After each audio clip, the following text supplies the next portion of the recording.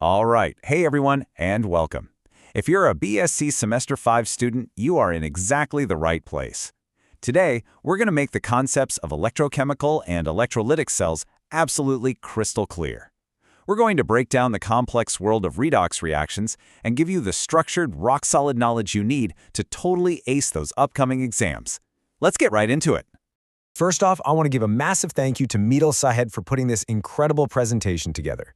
And hey, if you find this explainer helpful, definitely share it with your classmates studying in B.Sc. We're all in this together, right? Okay, let's dive into this study map so you know exactly what we're covering today. First, a welcome to electrochemistry, then the two types of cells, thermodynamics and spontaneity, electrode polarity and flow, real-world applications, and we'll wrap it all up with a summary and some final thoughts. Section 1. Two types of cells, the core dichotomy. So the entire field of electrochemistry basically splits right down the middle into two distinct paths based on energy conversion. On one side, we have electrochemical cells. You'll often hear these called galvanic or voltaic cells. And on the flip side, we have electrolytic cells.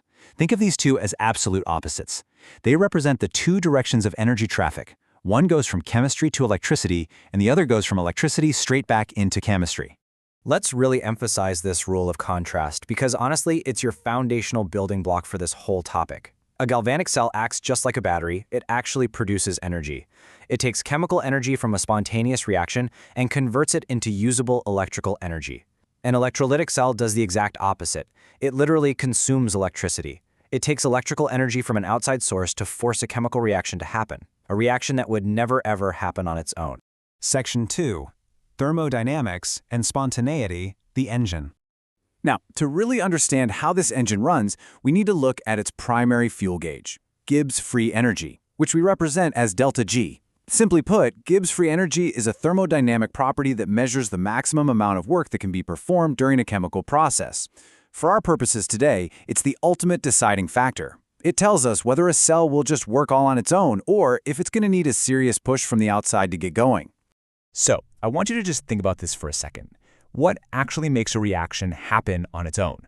Like, why does a piece of iron rust spontaneously when left outside? But turning that powdery rust back into a solid, shiny piece of iron requires massive amounts of energy. In electrochemistry, this whole concept of happening on its own is what we call spontaneity. And spontaneity entirely defines which of our two cell types we're dealing with. It all comes down to the value of delta G. When delta G is less than 0, meaning it has a negative value, the reaction is spontaneous. It wants to happen. It releases energy. And that is exactly what's going on inside a galvanic cell. But when delta G is greater than 0, a positive value, the reaction is non-spontaneous. It absolutely requires an input of work to occur. And that, my friends, is the defining characteristic of an electrolytic cell. Okay, grab your notes because for your exams, you absolutely need to know this high-yield formula. Delta G equals negative NF E0 cell. This is such an elegant equation because it directly ties the thermodynamic Gibbs free energy to the actual electrical potential of the cell. N is the number of moles of electrons transferred, F is Faraday's constant, and E0 cell is your standard cell potential. Now pay attention to that negative sign at the front. It's super important. It guarantees that a positive cell voltage results in a negative delta G, making it a spontaneous galvanic process. And just to quickly expand on that F in the formula we just saw, it stands for Faraday's constant, which is approximately 96,485 coulombs per mole. Named after the legendary Michael Faraday, this constant represents the total electric charge carried by exactly 1 mole of electrons. It's essentially the bridge between the world of chemistry, where we count things in moles, and the world of electricity, where we measure charge in coulombs. Section 3. Electrode Polarity and Flow. Navigating the anatomy. Before we even touch positive and negative signs, you've got to lock in the golden rules. These are the structural rules that remain absolutely identical no matter which type of cell you're looking at. Rule number 1, oxidation always occurs at the anode.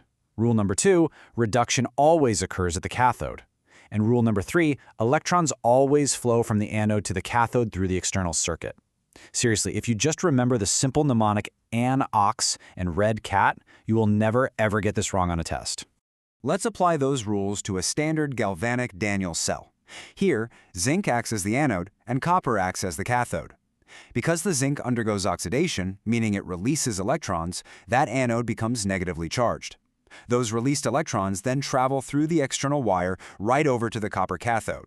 There, reduction happens, which makes the cathode the positive terminal.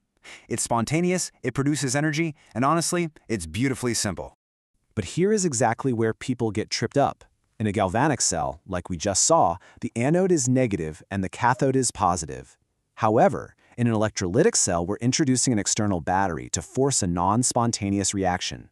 We hook the positive terminal of that battery to the anode, forcing it to be positive, literally ripping electrons away from it. Then we hook the negative terminal to the cathode, forcing it to be negative. The polarities completely flip. But remember those golden rules? Oxidation is still happening at the anode, and reduction is still happening at the cathode. The process stays the same, just the signs flip. Section 4. Real-world applications.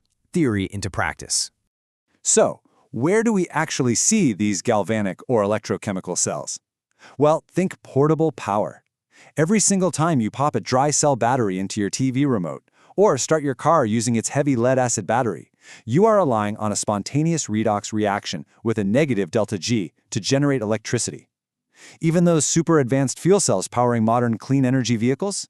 Yeah, they operate on these exact same principles. On the flip side, we have electrolytic cells powering the industrial world. Take the electrolytic refining of copper, for example. We take a big, impure chunk of copper, make it the anode, and use a powerful battery to force a non-spontaneous reaction. The copper dissolves into the solution and then plates perfectly onto the pure copper cathode, while all the nasty impurities just fall to the bottom as sludge. We also use this exact same forced process for electroplating things, like coating jewelry with a thin layer of silver or gold. Section 5. Summary and final thoughts. Concept clear. All right, here is your ultimate cheat sheet. Lock this table into your memory for your Semester 5 exams. Let's do a quick rapid-fire recap. Galvanic cells convert chemical to electrical energy. They are spontaneous, the anode is negative, the cathode is positive, and they absolutely do not need a power source.